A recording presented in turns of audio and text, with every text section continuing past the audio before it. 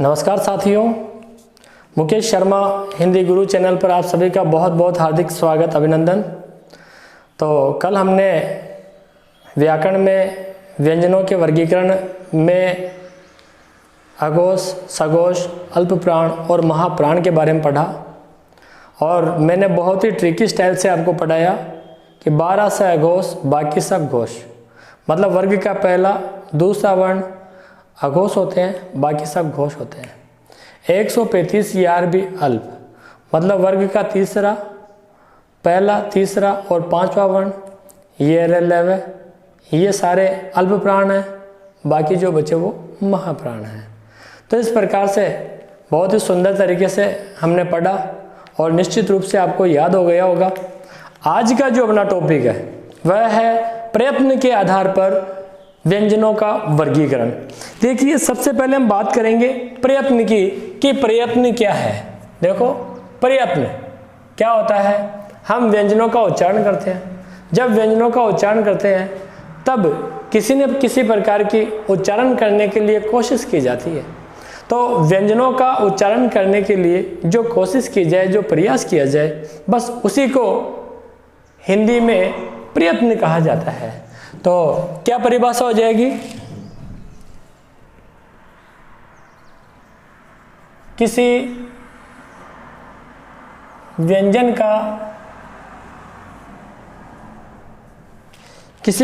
का उच्चारण करने के लिए, व्यंजन का उच्चारण करने के लिए किया गया प्रयास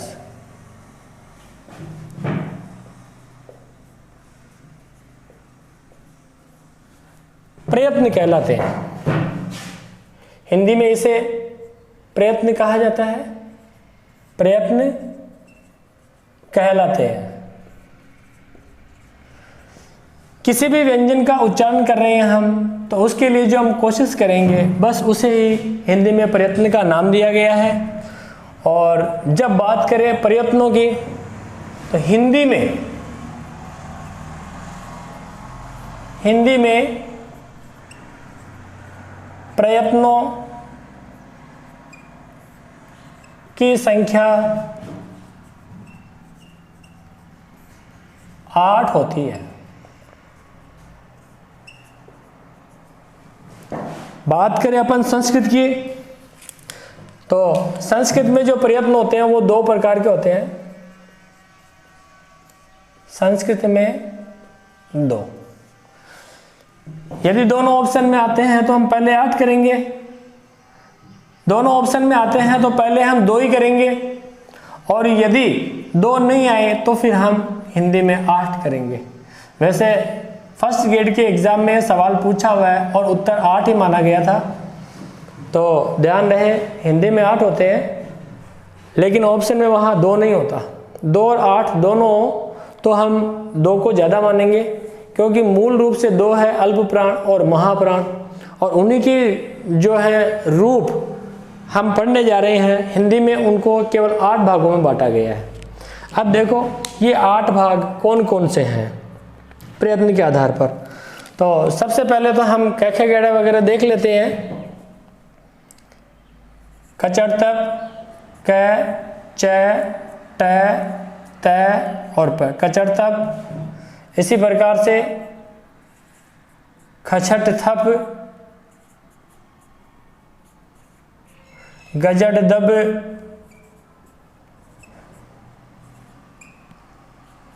खचड़ तप, गजड़ दब, घजड़ धब,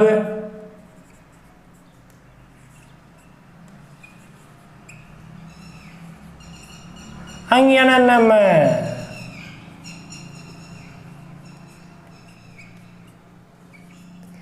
देखो, जिस वर्ण से कोई भी चालू होता है वह उसका वर्ग कहलाता है। ये कै वर्ग है, पूरे 5 वर्ण होते हैं। च वाली लाइन है, इसका मतलब च वर्ग है। ट वाली लाइन है, इसका मतलब ट वर्ग है। त वाली लाइन है, इसका मतलब त वर्ग है। और प वाली लाइन है, इसका मतलब प वर्ग है। तो क, च, ट, त, प 5 वर्णों वाले वर्ग हैं। क वर्ग, च वर्ग, ट वर्ग, त वर्ग और प वर्ग। इसी प्रकार से यह र, ल और व, यह र ल व, और श, श, स और है। तो हमने क्या देखा कि ये हमारी वर्णमाला हुई। अब हम देखते हैं यदि सामान्य वर्गीकरण किया जाए, सामान्य वर्गीकरण किया जाए तो ये जो है इनकी संख्या होती है 25। ये कहलाते हैं स्पर्श, स्पर्श कहलाते हैं ये। और बात करें हम इन्हें जो है ये 4 है, इन्हें अंतस्थ कहा जाता है। और ये जो है इन्हें ऊष्म कहा जाता है, इनकी संख्या भी 4 होती है, ऊष्म व्यंजन। तो ये अंतस्थ व्यंजन है। और ये जो है ऊष्म व्यंजन है, अंतःस्थ, अंतस्थ मतलब जो अंदर बैठे हैं, अंतःस्थ। तो अंतस्थ व्यंजन कहा जाता है और ये ऊष्म व्यंजन कहलाते हैं। क्या होता है, जब हम वर्णों का उच्चारण करते हैं तो मुखावयवों में घर्षण होता है। मुखावयव मतलब मुंह के अवयव। मुंह के अवयव क्या है, मुंह में जो भी अपने जिह्वा है, दांत है, तालु है, मूर्धा है, कंठ है, ये सब मुंह के भाग है, इन्हें मुंह के अवयव कहा जाता है। एक अवयव दूसरे अवयव को स्पर्श करता है, तो जो स्पर्श करे वो स्पर्श व्यंजन कहलाते हैं। और हम देखते हैं क, ख, ग, घ, अंग, च, छ, ज, झ, य, ट, ठ, ड, ढ, ण, कैसे लेके म तक, इनकी संख्या 25 होती है और ये स्पर्श व्यंजन कहलाते हैं। अब आप देखिए ये कंठ है, ये तालव्य है, जिह्वा तालु पर टच करती है, ये मूर्धन्य है, जीभ बार बार मूर्धा के जाके टच करेगी। इसी प्रकार से त वर्ग जो है दंत्य वर्ण है, है, तो यहाँ पर जिह्वा बार बार दांतों के टच कर रही है, मतलब स्पर्श कर रही है। इसी प्रकार प फ ब ब म, प फ ब ब म, हम देख रहे हैं कि प फ ब ब म का जब उच्चारण करते हैं तब एक होठ दूसरे होठ को स्पर्श करता है, तो ये स्पर्श व्यंजन कहलाते हैं। अब बात बची य, र, ल, व। तो य, र, ल, व जो है इन्हें अंतस्थ कहा जाता है, क्योंकि जब इन वर्णों का उच्चारण करते हैं ऐसा लगता है जैसे अंदर से निकल के आ रहे हैं। य, र, ल, व, ऐसा लगता है जैसे अंदर बैठे हैं, अंदर बैठे हैं, इसलिए इन्हें अंतस्थ व्यंजन कह दिया जाता है। इसी प्रकार से श, श, स, है। क्या होता है, जब इनका उच्चारण करते हैं तो मुखावयों में घर्षण होता है और प्राणवायु गर्म होकर के निकलती है। बड़ी ये इनके इन प्रकार जैसे तैसे प्राणवायु निकल रही है, रगड़ खाकर निकल रही है, इसीलिए ये ऊष्म कहलाते हैं, क्योंकि हवा गर्म होकर के निकल रही है। तो ये ऊष्म व्यंजन हो गए। इस प्रकार से कैसे लेके म तक, और तो हो गए स्पर्श, ये र, ल, व हुए अंतस्थ, और श, श, स, है ये हुए ऊष्म। और ये तो जो है वो है अपना सामान्य वर्गीकरण, अर्थात सामान्य रूप से बांटना। तो ये हमने अभी सामान्य वर्गीकरण देखा है, ये प्रयत्न के आधार पर नहीं है, ये केवल नॉर्मल तरीके से था। अब हम प्रयत्न के आधार पर बात करेंगे। जब प्रयत्न के आधार पर बात करेंगे तो हम इनको थोड़ा सा अलग तरीके से देखेंगे और इनका जो तरीका है वह भी थोड़ा सा बदल जाएगा। अब देखो, देख लेते हैं कि ये कौन कौन से हैं ध्यानपूर्वक। तो स्पर्श व्यंजनों की संख्या होती है 25, अंतस्थ व्यंजनों की संख्या है 4, य, र, ल, व, और ऊष्म व्यंजन 4 है, श, श, स और है। एग्जाम में सवाल पूछ लिए जाते हैं यहाँ से भी कि स्पर्श व्यंजनों की संख्या कितनी है। नॉर्मल तरीके से पूछा जाए तो उत्तर 25 ही होता है, लेकिन अब देखो हम जो पढ़ने जा रहे हैं ये थोड़ा विशेष है और याद रखना कोई कठिन नहीं है, बिल्कुल आसान ही है। लेकिन आपको वीडियो को अंत तक देखना है और ध्यानपूर्वक देखना है, तब सब कुछ समझ में आ जाएगा। वर्ण विचार एक कठिन टॉपिक है, क्योंकि हमने इतना डीपली कभी पढ़ा नहीं है। हमने तो केवल स्पर्श व्यंजन, अंतस्थ, ऊष्म व्यंजन तक ही पढ़ा है, जो अभी मैंने आपको पढ़ाया था। इससे आगे का हमने कभी देखा नहीं है, इसलिए थोड़ा सा कठिन लग सकता है, लेकिन कठिन नहीं है। ध्यान से देखोगे और 1-2 बार देखोगे पक्का याद हो जाएगा। अब देखो, सबसे पहले जो है वर्गीकरण देखते हैं, उसका नाम है नंबर 1। नंबर 1 जो है वह है स्पर्श व्यंजन। हम बात कर रहे हैं प्रयत्नों के आधार पे, नॉर्मल तरीके से तो 25 होते हैं, लेकिन अब यहाँ ये 16 रह गए हैं, ये रह गए आपके 16। 16 कैसे? क, ख, ग, घ, ये जो अंग याना नम है इनको अब हम नहीं मानेंगे। मतलब ये जो अंग याना नम है, स्पर्श व्यंजन जो थे 25 थे, इनमें से 5 ये निकाल दो और उसके अलावा च, छ, ज, झ ये वाली लाइन निकाल दो। ये स्पर्श तो है, लेकिन यहाँ स्पर्श के साथ में संघर्ष है। ये जो है नंबर 2 कहलाएंगे स्पर्श संघर्षी, स्पर्श संघर्षी व्यंजन। ये स्पर्श संघर्षी है और इनकी जो संख्या है वो हो जाएगी आपके 4। स्पर्श संघर्षी व्यंजनों की संख्या 4 हो गई है। और बात करें स्पर्श व्यंजन, तो इनकी जो संख्या है वो हो गई है आपके 16। तो ये 4 और ये हो गए आपके 16। 4 और 16 20 हो गए, और ये जब 5 जोड़ते हैं तो 25 हो जाते हैं। ये जो 5 है इनको जो नाम दिया गया है वो कहलाते हैं अनुनासिक व्यंजन। अनुनासिक व्यंजन इन्हें कहा जाता है ना।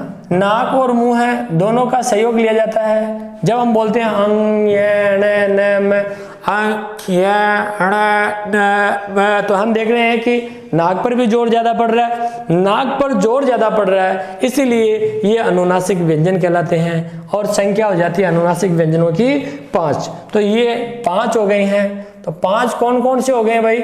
ये जो 5 है वो हो गए आपके अंग ये अण, अंग ये अण न और म, अंग ये अण न म, ये अनुनासिक व्यंजन हो जाएंगे अंग ये अण न और म। ये इनकी संख्या हो गई 5। स्पर्श संघर्षी व्यंजन कौन से हुए? च, छ, ज, झ, संख्या 4 हो गई इनकी। च, छ, ज, झ। क्या होता है कि स्पर्श तो हो रहा है, लेकिन स्पर्श के साथ में संघर्ष भी हो रहा है। स्पर्श व्यंजनों के साथ में संघर्ष भी हो रहा है। जब हम बोल रहे हैं तो मुखावयवों में घर्षण हो रहा है, प्राणवायु हल्की से गर्म होकर बाहर निकल रही है। हालांकि ये व्यंजन जो है संघर्षी व्यंजन कहलाते हैं। जो ऊष्म व्यंजन थे, इन ऊष्म व्यंजनों को ही संघर्षी व्यंजन कह दिया जाता है। तो 1, 2 और ये हो गया आपका नंबर 3 के बाद में चलते हैं नंबर 4। नंबर 4 जो है वो है अपने संघर्षी व्यंजन। संघर्षी को ही हमने ऊष्म कहा था अभी सामान्य वर्गीकरण में, संघर्षी व्यंजन इन्हें कहा जाता है। तो बात करें नंबर 1 स्पर्श व्यंजन, दूसरा स्पर्श संघर्षी, तीसरा अनुनासिक व्यंजन और चौथा है संघर्षी व्यंजन। तो ये 4 प्रकार के व्यंजन हो गए हैं। और इनकी जो संख्या है वो हो गई आपके श, ये 4 प्रकार के हो गए हैं। ये 4 इनकी संख्याएं हो चुकी है। तो ये बात हुई आपके स्पर्श संघर्षी व्यंजनों की। तो देखो 4 हो गए स्पर्श संघर्षी व्यंजन और 4 हो गए ऊष्म व्यंजन। श, स है, ये ऊष्म व्यंजन कहलाते हैं। अब बच गए कितने? 16 देखो 1, 2, 3, 4, 5, 6, 7, 8, 9, 10, 11, 12, 13, 14, 15 और 16। ये जो 16 है जो मैंने जो है लाल रंग में लिख दिए हैं, ये 16 कहलाते हैं स्पर्श व्यंजन।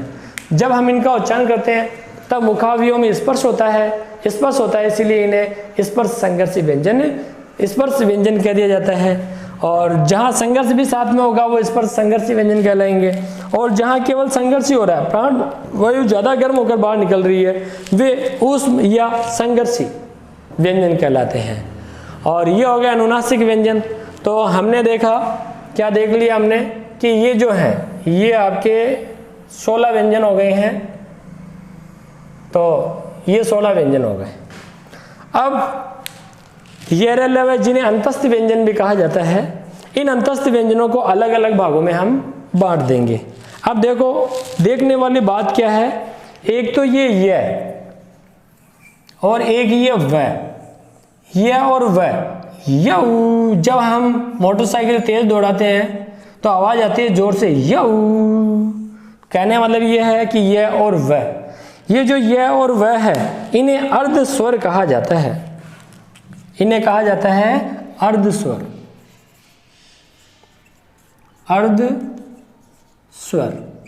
अर्ध स्वर जो है, इनकी संख्या होती है 2। इनकी संख्या 2 होती है। और ये 2 कौन कौन से हो गए हैं, ये और ये और इन्हें अर्ध स्वर कहा जाता है। इन्हें अर्ध स्वर क्यों कहा गया है, ये और को अर्ध स्वर क्यों कहा गया है, क्योंकि इनका निर्माण स्वरों से हुआ है और इनका उच्चारण भी स्वरों के जैसे होता है। देखो, हिंदी में बात करें अर्ध स्वरों की संख्या कितनी है, तो हिंदी में 2 है, लेकिन संस्कृत में ल और र को भी अर्ध स्वर कहा जाता है। ये ध्यान में रखने वाली बात है, क्योंकि अपने ल और र को व्यंजन माना गया है।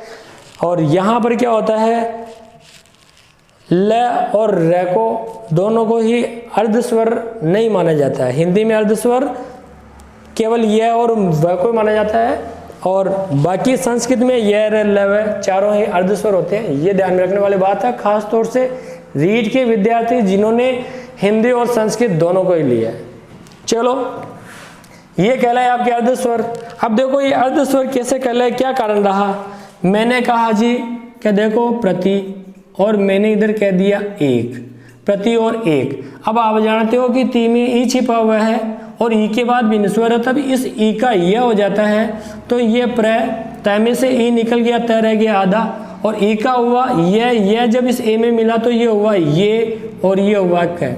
तो हमने क्या देखा, इस ई से हमने देखा कि इस ई से यह का निर्माण हुआ है। इस ई से यह का निर्माण हो गया। ई रोवे, ई का यह होता है, ई रोवे, इया और उआ, तो ई का ये और ऊ का वह हो जाता है। ये देखने वाली बात है। तो ये बात कहलाई आपके अर्ध स्वर वाली। तो हमने देखा स्पर्श व्यंजन, स्पर्श संघर्षी व्यंजन, संघर्षी व्यंजन। अनुनासिक व्यंजन मतलब नाक और मुंह दोनों पर जोर ज्यादा होता है, ठीक है। तो ये अनुनासिक व्यंजन है। संख्या होगी इनकी 5, अर्ध स्वरों की संख्या होती है 2, ठीक है। अब बच गए आपके र, ल, और 2 वर्ण और भी होते हैं। 2 वर्ण और कौन कौन से होते हैं, इसी पंक्ति में हम देखेंगे। एक तो होता है अड़ और एक होता है अड़, है ना। ये तो हो गया सड़क वाला अड़, और ये हो गया पढ़ना, पढ़ना, पढ़ना वाला अड़। तो ये 2 हो गए हैं। तो अड़ और अड़ ये 2 हो गए, और इन दोनों को ही अड़ जो है, इन दोनों को ही कहा जाता है उत्क्षिप्त, ताड़नजात, द्विगुण, द्विस्पृष्टि। तो हम क्या देखते हैं कि इन्हें जो अड़ और अड़ है, ये 2 वर्ण और आ गए हैं, अड़ और अड़। इनकी संख्या हो गई है 2, अड़ और अड़ की। इन्हें उत्क्षिप्त कहा जाता है, ताड़नजात कहा जाता है, द्विगुण कहा जाता है, द्विस्पृष्टि कहा जाता है। उत्क्षिप्त, एग्जाम में सवाल पूछा हुआ है पहले। तो सवाल क्या आया था कि उत्क्षिप्त का अर्थ क्या होता है। उत्क्षिप्त का मतलब होता है फेंकना। ऐसा लगता है जैसे इनको बोलते हैं तब उठाकर फेंक दिया गया, अड़े अड़े, इस प्रकार से इनका उच्चारण होता है। हम इसे एड है बोलते हैं, एड है नहीं होता है। ए का उच्चारण हम गलत करते हैं, केवल अड़े और केवल ढ। तो अड़े अड़े, तो ये उत्क्षिप्त ताड़नजात कहलाते, द्विगुण, 2 गुण है। जब बोलते हैं तो जीवा मूर्धा की स्पर्श करती है और नीचे वाले दांत की स्पर्श करती है। द्विस्पृष्टि 2 जगह स्पर्श हो गया, इसीलिए इन्हें उत्क्षिप्त, ताड़न, जैसे ताड़ दिया गया है। अपने घर में कहीं कुत्ते वगैरह आ जाए या कोई कौवा वगैरह छत पे बैठ जाता है, हम उसको भगाते हैं। कुत्ता आ जाए तो दुर्र, और कोई कौवा आ जाए तो तिर। तो कहने मतलब ताड़ दिया, ताड़ दिया मतलब भगा दिया। तो ये भी ऐसे ही बोले जाते हैं, भगा दिया गया हो, ताड़ दिया गया हो। अड़े है, इसीलिए इन्हें उत्क्षिप्त ताड़न जात वर्ण कहा जाता है। और उदाहरण के रूप में इनके जो है, मैंने अभी आपको बताया सड़क है, तो सड़क में ये जो ढ़ है, पढ़ना में जो ये ढ़ है, ये हो गए आपके उत्क्षिप्त ताड़न जात वर्ण, और संख्या हो गई इनकी 2। तो देखो 1 2 ये 3 ये 4, और अर्धस्वर जो है वो हो गए थे अपने, नंबर हो गया इनका 5, अर्धस्वरों का नंबर हो गया 5, और नंबर 6 हो गया आपके अड़ और अड़। अब बच गया 7वां और 8वां। तो ये 7वां और जो 8वां है वो कौन कौन से हैं? तो यहाँ थोड़ा सा ध्यान देने वाली बात है, ये जो र है ना, ये जो र है, इस र को जो है कहा जाता है लुंठित, प्रकंपित और कंपन जात। तो लुंठित, प्रकंपित और कंपन जात कहा जाता है। लुंठित मतलब लुढ़कता हुआ, प्रकंपित मतलब देखो शब्द में ही जो है शब्द छिपा हुआ, कंप का मतलब होता है कांपना, फिर कंपन का मतलब होता है कांपना, मतलब वह वर्ण जिसका उच्चारण करते हैं तो ऐसा लगता है जैसे कि कोई कांपता हुआ सा आ रहा है, जिह्वा कांपती है इसका उच्चारण करने पर, इसीलिए कंपन जात मतलब कांपने से जन्मा, तो कांपने से जन्मा इसलिए कंपन जात। प्रकंपित कांपता हुआ, तो इसीलिए इसे प्रकंपित कहा जाता है। लुंठित लुढ़कता हुआ, जैसे कोई सीढ़ियों से लुढ़क जाता है ऐसा आता है, जब बोलते हैं तो जिह्वा कांपती है, इसीलिए लुंठित, प्रकंपित और कंपन जात इन्हें कह दिया जाता है। तो ये बात हो गई आपकी लुंठित, प्रकंपित, कंपन जात, और ये वर्ण हो गया आपका ल। तो ये ल है, केवल एक ही वर्ण है ऐसा, लई, और कोई सा भी नहीं है, ठीक है। तो र जो है लुंठित, प्रकंपित और कंपन जात वर्ण कहलाता है। और संख्या इसकी कितनी हुई है? 1 ही इसकी संख्या है, और ये हो गया आपके 6 के बाद में नंबर 7, तो ये 7वां हो गया है। अब बात करेंगे हम किसकी? ल। ये ल बच गया एकमात्र, और ये जो ल है ये 1 ही है, संख्या है इसकी 1 ही, 7 के बाद में ये 8वां नंबर चल रहा है, और ये है ल, और ये अकेला ही है। इसे कहा जाता है पार्श्विक वर्ण, पार्श्विक। और जो पार्श्विक है, इस पार्श्विक का मतलब होता है बगल, पार्श्विक का मतलब होता है बगल। तो ब, ग और ल, बगल। तो ये पार्श्विक वर्ण हो गया। तो पार्श्व का मतलब होता है बगल। जब ल का उच्चारण करते हैं ल, तो हम देखते हैं कि जिह्वा वर्ष से भाग के, पहले जो है ल का उच्चारण स्थान लितु लसा नाम दंता, दंत माना जाता था संस्कृत के काल में, पाणिनि के समय में।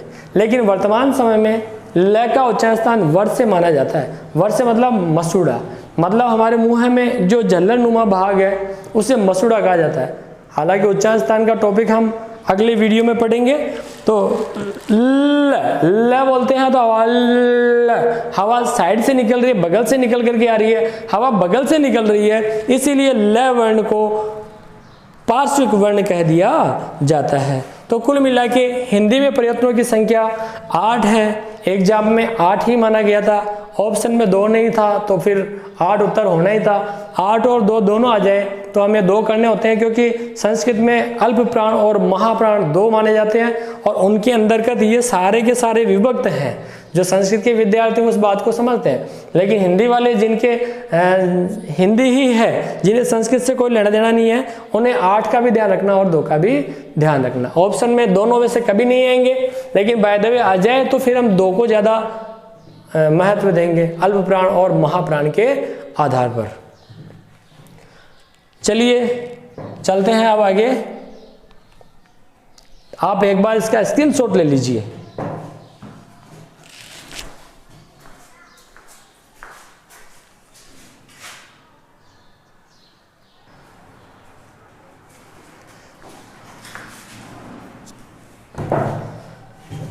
गलती से मेरे मुंह से अल्प प्राण और महाप्राण निकल गया।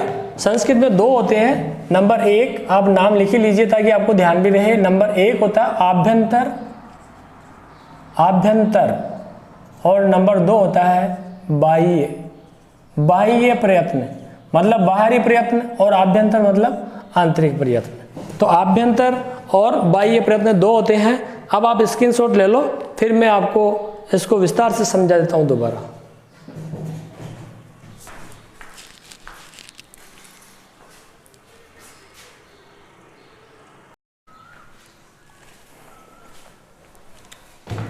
हाँ तो साथियों, बात चल रही थी अपने प्रयत्नों की, और किसी भी व्यंजन का उच्चारण करने के लिए जो प्रयास किया जाएगा वो प्रयास प्रयत्न कहलाएगा। और हिंदी में प्रयत्नों की संख्या होती है 8, संस्कृत में 2 होती है। 2 ऑप्शन में आ जाए तो 2 करेंगे, 8 आ जाए तो 8 करेंगे। संस्कृत में 2 होते हैं, आभ्यंतर और बाह्य, और हिंदी वाले 8 इनमें से निकले हुए हैं जिनको हम विस्तार से पढ़ रहे हैं। अब देखो, सबसे पहले स्पर्श व्यंजन, ऐसे व्यंजन वर्ण जिनका उच्चारण करने पर मुखावयवों में, मुंह के जो अवयव है, जैसे भी मैंने पहले बताया भी था, दांत, होठ, जीभ सब, ठीक है, तो इनमें स्पर्श होगा और इसीलिए इन्हें स्पर्श व्यंजन कहा जाएगा। और संख्या हो गई इनकी 16 स्पर्श व्यंजनों की। सामान्य रूप से संख्या 25 थी, लेकिन अब यदि एग्जाम में पूछा जाए, केवल सवाल यही है कि स्पर्श व्यंजनों की संख्या कितनी है, वहां अगर 25 ऑप्शन में आता तो हम 25 उत्तर मानेंगे, लेकिन पूछे कि प्रयत्नों के आधार पर कितनी है, तब 16 होती है। तब 16 कौन कौन से हैं? कै, खे, गे, गे, टे, ठे, डे, डे, ते, थे, दे, दे, पे, फे, बे, भे। च वाली लाइन नहीं है, और 5वें वर्ण अंग या न में नहीं है। च वाली लाइन क्या है? तो ये देखो, च वाली जो लाइन है उसे कहा जाता है स्पर्श संघर्षी व्यंजन। वे व्यंजन वर्ण जो स्पर्शित हैं, मतलब मुखावयवों में स्पर्श तो होगा, लेकिन उच्चारण करने पर मुखावयवों में घर्षण भी होगा। मतलब जब बोलेंगे तो मुखावयव में च, तो हम देखते हैं कि हवा ये किन प्रकार निकल रही है, रगड़ खा रही है, प्राणवायु गर्म हो रही है थोड़ी सी, तो मुखावयव में घर्षण भी होगा, इसीलिए संघर्षी, और इसीलिए संघर्षी स्पर्श संघर्षी व्यंजन कहलाएंगे। तो इसीलिए इन्हें स्पर्श संघर्षी व्यंजन कहा जाता है। ये हो गए आपके स्पर्श संघर्षी, तो इन्हें स्पर्श संघर्षी व्यंजन कहा जाएगा। और जो संघर्षी व्यंजन होते हैं, एक मिनट देखो,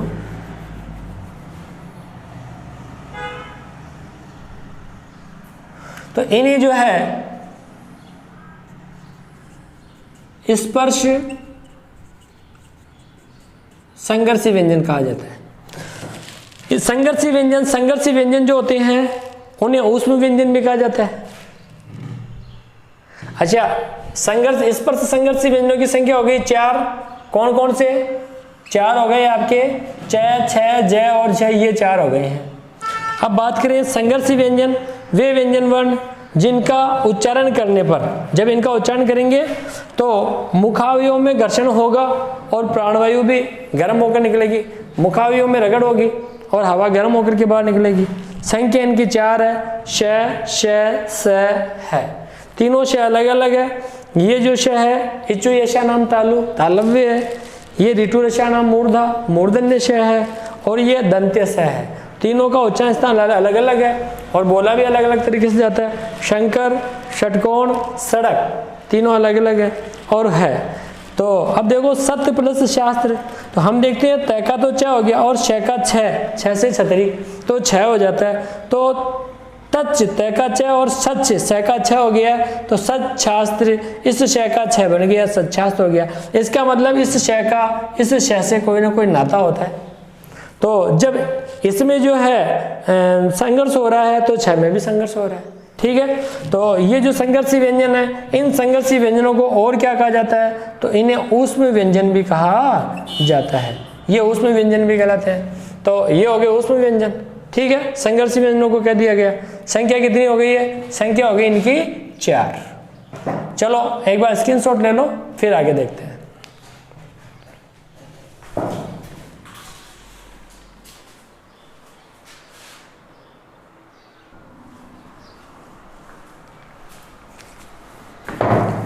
अब देखिए अनुनासिक या नासिक्य वर्ण, है ना, तो नासिक्य मतलब नाक से संबंधित, तो वे व्यंजन वर्ण जिनका उच्चारण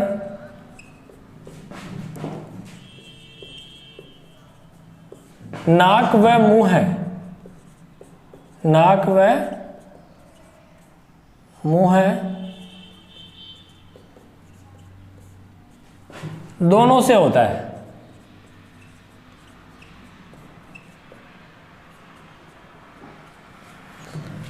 नाक पर जोर अधिक हो,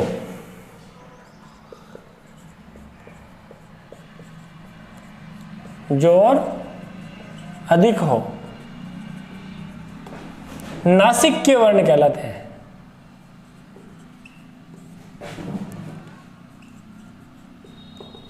तो अनुनासिक या नासिक्य वर्ण कहलाएंगे। संख्या कितनी है इनकी, बात करें संख्या की, तो संख्या होती है इनकी 5। कौन कौन से हैं, सभी वर्गों के पंचम वर्ण, अंग, ये, अण, न, म, मतलब सभी वर्गों के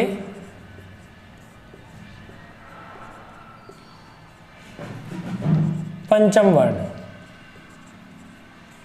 पांचवें वर्ण। तो सभी वर्गों के पांचवें वर्ण ये होते हैं अंग, या, न, म। देखो इसका प्रयोग कहाँ होता है, ग, अंग, गा। मैं ऐसे भी कह सकता हूं गंगा, मैं ऐसे भी कह सकता हूं। तो ग, अंग, ग, आ, गंगा।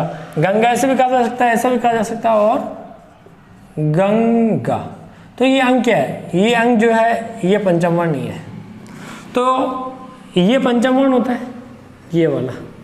अगर जैसे मैं कहूँ सड़क, तो यहाँ पर अड़ा है, अड़ा, इसे उत्सिप्त वर्ण अभी हमने कहा था, उत्सिप्त वर्ण कहा था अभी हमने से। तो ये अड़ा है, ये उत्सिप्त वर्ण होता है, जबकि ये होता है पंचम वर्ण। दोनों बिल्कुल अलग अलग है। और एक होता है डमरू,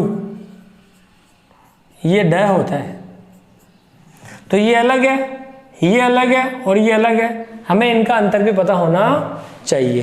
तो बात हुई हमारी नासिक के वर्णों की, जिनमें नाक और मुंह है दोनों पर ही जोर ज्यादा होता है, और इनकी संख्या होती है 5, अंग, या, न, म।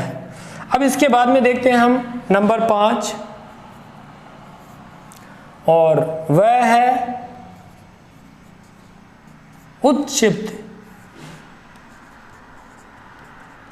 ताड़न जात द्विस्पृष्टि द्विगुण। इतने नाम इसके हैं, बार बार पढ़ने से याद हो जाएंगे, कोई खास बात नहीं है। उत्क्षिप्त का मतलब होता है, एग्जाम में यहां सवाल पूछा हुआ, उत्क्षिप्त का मतलब होता है फेंकना। ताड़न्य जात, जात का मतलब है जन्मा, जात का मतलब जन्मा है, और ताड़न का मतलब ताड़ा हुआ, कहीं भगाया हुआ, है ना। द्विस्पृष्ट द्विगुण, दो जगह है स्पर्श, या कहूं दो गुण, दो प्रकार के गुण है, दो जगह स्पर्श होता है, इसीलिए द्विस्पृष्टि। ऐसा लगता है जो उठा के फेंक दिया गया, अड़े अड़े, है ना, तो इसीलिए इन्हें द्विगुण कहा जाता है। संख्या है इनकी 2, और वो हो गए आपके अड़े और अड़े। अभी इनका अंतर मैंने बता दिया था। मैं कहूँ पढ़ाओ तो ये अड़े है, मैं कहूँ पढ़ाई तो ये अड़े है। तो वे व्यंजन वर्ण जिनका उच्चारण करने पर फेंके हुए या ताड़े हुए लगते हैं, है ना, तो वे व्यंजन वर्ण, वे व्यंजन वर्ण जिनका उच्चारण करने पर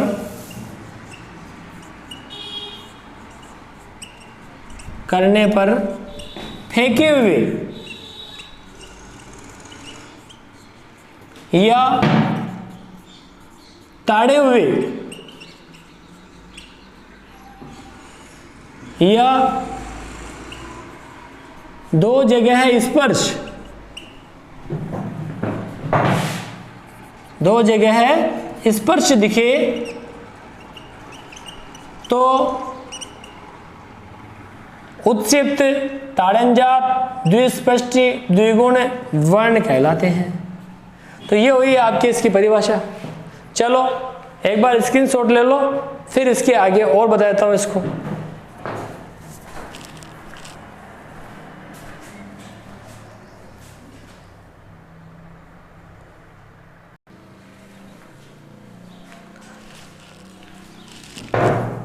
चलिए देखिए, अर्धस्वर। अर्धस्वर मतलब आधे स्वर, नाम से पता लगा लिया करें, आधे स्वर है ना। तो वे स्वर जिनका उच्चारण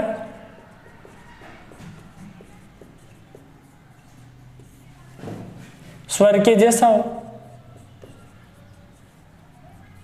स्वर के जैसा हो, और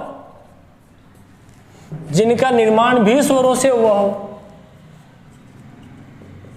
जिनका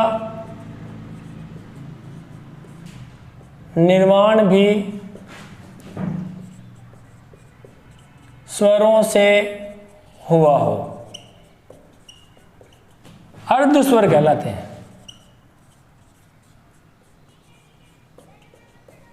तो ये वे अर्धस्वर। अब देखिए अर्धस्वर जो हैं, बात करें संख्या की, तो संख्या है आपके दो, हिंदी में दो है, ये और वह। यऊ, वैसे यऊ जो को भी कहा जाता है, ये तत्सम है और ये तद्भव है। या तो आप इसे याद रख लो यऊ, या फिर मोटरसाइकिल कैसे चलती है, जब तेज चलाते तब यऊ, तो यऊ ऐसे याद रख लीजिए, जैसे भी आपकी इच्छा हो। तो यऊ, यह और वह अर्धस्वर कहा जाएगा। कैसे निर्माण होता है, मैं कहूं प्रति प्लस अय, मैं कहूं सु प्लस आगत।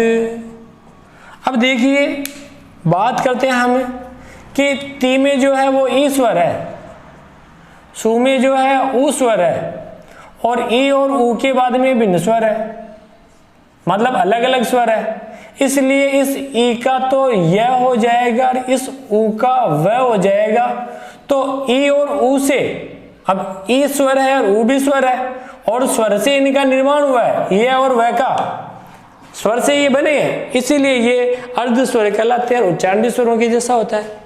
अब आपने देखा प्रति प्लस ए, तो ये प्र में से निकल गया था आधा, और ई का हो गया ये में मिला तो ये हो गया पूरा, ये फिर पीछे वाला ये प्रत्यय हो गया। ऐसे ही स आधा रह गया क्योंकि हमने ऊ निकाल दिया, ऊ का हुआ वह, ये वह आधा है, वह में आ जुड़ा तो ये हो गया वाह, ये वाह और ये गत। ऐसे स्वागत शब्द का निर्माण हुआ। तो स्वरों से ये बने हैं, स्वरों के जैसे बोले जाते हैं, इसलिए अर्धस्वर कहलाते हैं। ध्यान रखो, ये और वह, र और ल जो है इसमें नहीं आते हैं, लेकिन संस्कृत में ल और र को भी अर्धस्वर माना गया है। ये याद रखने वाली बात है, हिंदी में बिल्कुल भी नहीं है, ये पूरा ध्यान रखना है, तभी नंबर मिलने वाले हैं। नजर हटी और दुर्घटना घटी, लुंठित, प्रकंपित और कंपन जात। एग्जाम में यहां से सवाल पूछ लेते हैं कि मतलब क्या होता है। तो लुंठित, लुढ़कता हुआ, प्रकंपित, कांपता हुआ, और कंपन जात, कांपने से जन्मा, जो कांपने से जन्मा है ना। तो मैं कह सकता हूं कि वह वर्ण जो लुढ़कता हुआ, कांपता हुआ, कांपने से जन्मा हो, क्या कहलाता है? लुंठित, प्रकंपित और कंपन जात। तो ये सब क्या लगेगा? तो लुंठित, प्रकंपित और कंपन जात वर्ण कहलाता है। तो ध्यान रहो, जब हम इसका उच्चारण करते हैं तो जीवा कांप रही है, ऐसे लग रहा है जैसे लुढ़कता हुआ सा आ रहा है। तो लुंठित, प्रकंपित, कंपन जात कितने वर्ण है? संख्या एक है। कौन सा है? र। ये जो र है केवल एक ही है। तो ये ध्यान रखने वाली बात है। पार्श्विक, अब देखो पार्श्व, और पार्श्व का मतलब होता है बगल। तू मेरे अगल बगल है, ये वही बगल है।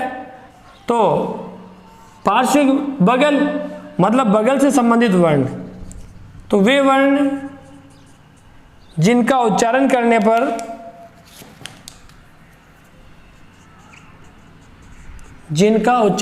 पर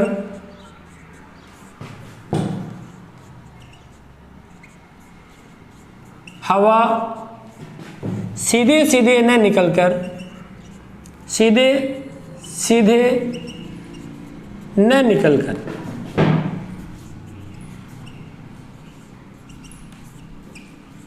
सीधे सीधे नहीं निकल रही है। तो वे वर्ण जिनका उच्चारण करने पर हवा सीधे सीधे नहीं निकल रही है, सीधे सीधे न निकलकर पार्श्व भाग, मैं कहूं पार्श्व भाग या कहें बगल से निकलती है, पार्श्विक वर्ण कहलाता है। तो ये हुआ आपके पार्श्विक वर्ण। कहलाता है। टनन टनन टनन। तो ये पार्श्विक वर्ण कहलाया। तो पार्श्विक, पार्श्व मतलब बगल। क्या होता है जब बोलते हैं ल ल ल बोलेंगे तो हवा सीधे नहीं निकल रही, क्योंकि जिह्वा ने अवरुद्ध कर दिया मार्ग।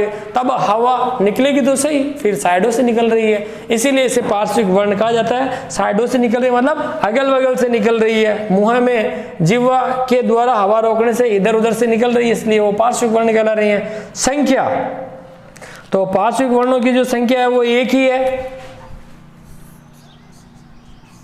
संख्या है इसकी एक, और वो है ल। कि ल ल ल, ये लूण ल, ये जना ल, ये लूण ल, ये वही ल है। तो ये बात हुई अपने प्रयत्नों की। किसी भी वर्ण का उच्चारण करेंगे तो हम देखेंगे कि किस प्रकार से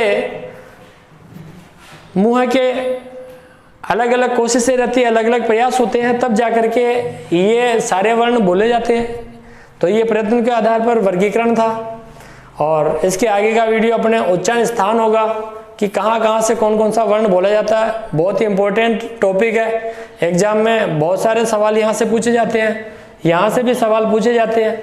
अब सवाल कैसे पूछा जा सकता है मैं एक बार आपको ये बता देता हूँ। अब मान लो सवाल आ गया आपके कि य, र, ल और व। अब आपसे एग्जाम में सवाल ये आया कि निम्नलिखित में से कौन सा वर्ण है जो लुंठित वर्ण है, तब र हो जाएगा। प्रकंपित वर्ण है तब र हो जाएगा। पूछ ले पार्श्विक वर्ण कौन सा है, तो ल हो जाएगा।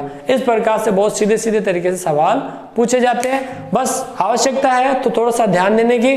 तो वीडियो को देखने के लिए बहुत बहुत धन्यवाद आपको, और आगे भी इसी प्रकार से जुड़े रहें, वीडियो को अंत तक देखें। और जिसने चैनल को सब्सक्राइब नहीं किया है वो सब्सक्राइब करें, और सब्सक्राइब में भी ऑल वाले बटन को दबाएं, ताकि जो है सारे नोटिफिकेशंस आपको प्राप्त रहें। मतलब उसमें घंटी को जाकर के दबाएं, उसमें ऑल वाला नोटिफिकेशन आएगा, उसे ज़रूर दबाएं। और रही बात कि लाइक करना बिल्कुल भी नहीं भूलना है, लाइक ज़रूर करना है, और कमेंट बॉक्स में आप कमेंट अवश्य डालें, क्योंकि कमेंट डालने से ही हमारी यदि कोई कमियां हैं तो वो हमें पता लगती है, और अच्छाइयां हैं तो वो भी हमें पता लगती है। आपका फीडबैक अर्थात पुनर्बलन हमें प्राप्त होता है, तो आपका जो है साइड बैक हमें प्राप्त होता रहे, मैं ऐसी अपेक्षा रखता हूँ। धन्यवाद। वंदे मातरम। जय हिंद, जय भारत।